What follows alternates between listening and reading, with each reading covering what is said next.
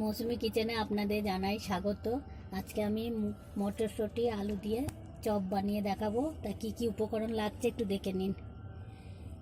কাঁচা লঙ্কা কুচি, রসুন, পেঁয়াজ কুচি, আদা কুচি, ধনে পাতা, মটরশুঁটি, জিরে গুঁড়ো, হলুদ গুঁড়ো, লঙ্কা গুঁড়ো, আলু সিদ্ধ আর নুন। গ্যাসটা জ্বালিয়ে নিচ্ছি। প্রথমে একটু জল নিয়ে নিচ্ছি। মটরশুঁটিটা একটু সেদ্ধ করে নেব। সেদ্ধ হয়ে গেলে আলুর সাথে মাখিয়ে নেব। মটরশুঁটিটা সেদ্ধ হয়ে গেছে, এবার আমি নামিয়ে নিচ্ছি। প্রথমে একটু তেল দিয়ে দিচ্ছি, সর্ষের তেল। তেলটা গরম হয়ে গেলে একে একে মশলাগুলো দিয়ে দেবো। তেলটা গরম হয়ে যাবে, পেঁয়াজ কুচিটা দিয়ে দিচ্ছি।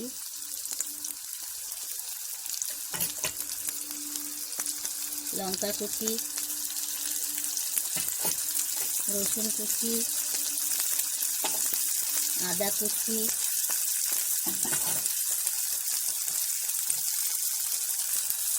জিরে গুঁড়ো, হলুদ গুঁড়ো, একটু লঙ্কার গুঁড়ো। এই মশলাটা একটু ভেজে নেব। আমার মশলাটা ভাজা হয়ে গেলে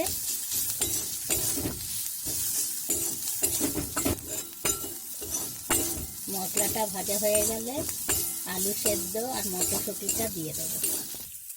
মশলাটা ভাজা হয়ে গেছে, এবার আমি আলু সেদ্ধগুলো দিয়ে দিচ্ছি। আলুটা একটু নেড়ে নিচ্ছি, মটরশুঁটিটাও দিয়ে দিচ্ছি। পরিমাণ মতো নুন দিয়ে দিচ্ছি। এবার এটা একসাথে নাড়া হয়ে গেলে একটু ধনে পাতা দিয়ে দেবো আর একটু গরম মশলা দিয়ে দেবো। না,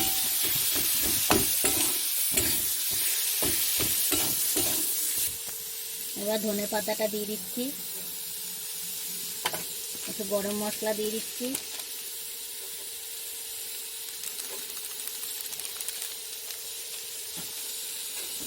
এবার ফুটটা নামিয়ে নিচ্ছি। চপের মতন করে এটা তৈরি করে নিয়েছি। এবার আমি কড়াইয়ে সাদা তেল দিয়ে দিচ্ছি।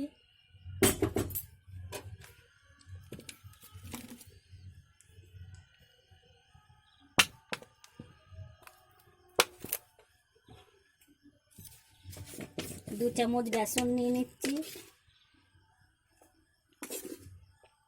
2-3 চামচ নিয়ে নিচ্ছি। একটু হলুদ গুঁড়ো দিয়ে দিলাম, একটু লাল লঙ্কার গুঁড়ি দিয়ে দিলাম,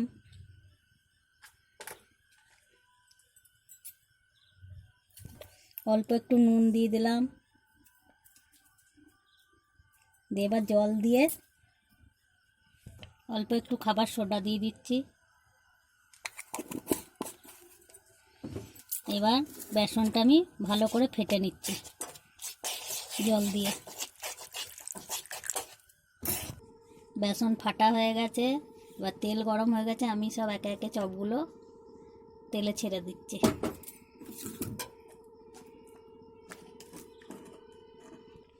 বেসনে মাখিয়ে তেলে ছেড়ে নিচ্ছি।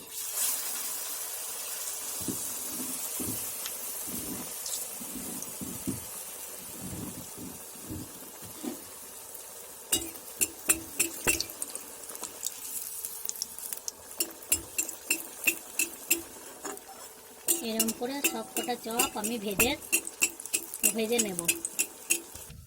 চপটা এবার তুলে নিচ্ছি।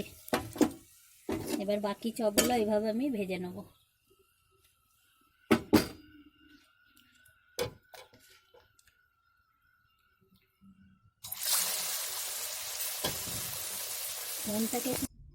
আমার চপগুলো সব ভাজা হয়ে গেছে।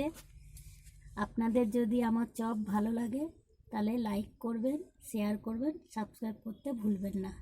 ধন্যবাদ।